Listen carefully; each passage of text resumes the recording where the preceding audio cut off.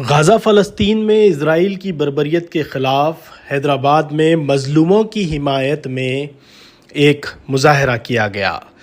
सईदाबाद में लड़कियों और ख़वातीन ने नमाज का एहतमाम किया और हमास के लीडर इस्माइल हनिया की शहादत के बाद ये मुज़ाहरा किया गया और इज़राइल की मज़म्मत करते हुए फ़लस्तीनी मज़लूमों की हिमायत की गई।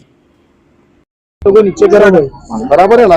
we have gathered here with a very heavy heart to reflect on the issue that has spanned generations and remain at the forefront of global consciousness, the plight of Palestine, the land and people who were betrayed by the world and especially the Muslim Ummah.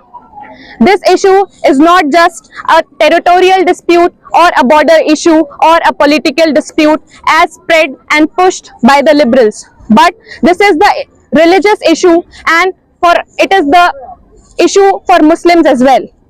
As we have witnessed since decades that the so-called flag bearers of humanity and the champions of human rights and the ones who claim that they ensure equality, justice and freedom, the United Nations, have turned blind eye towards the suffering of Palestinians and the people of Gaza.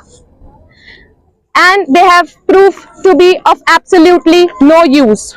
But it is a shame that with an approx count of billions, an ummah of Prophet Muhammad sallallahu alaihi wasallam, an ummah whose ancestors are Khalid ibn Walid and Umar radiallahu ta'ala anhu, are asking and begging for help from organizations who were created in the first place to displace and disrupt Muslim nations.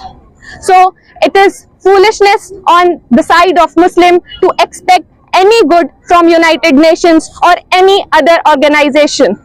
It's high time we realize that we are highly mistaken if we think that it's the people of Palestine who are in trouble. It's actually quite the opposite. Every Palestinian dying to protect their land, their people, and to save themselves from killing and bombardment is straight away going to Jannah as a Shaheed. So, and also they are protecting Masjid al-Aqsa and are not compromising at all.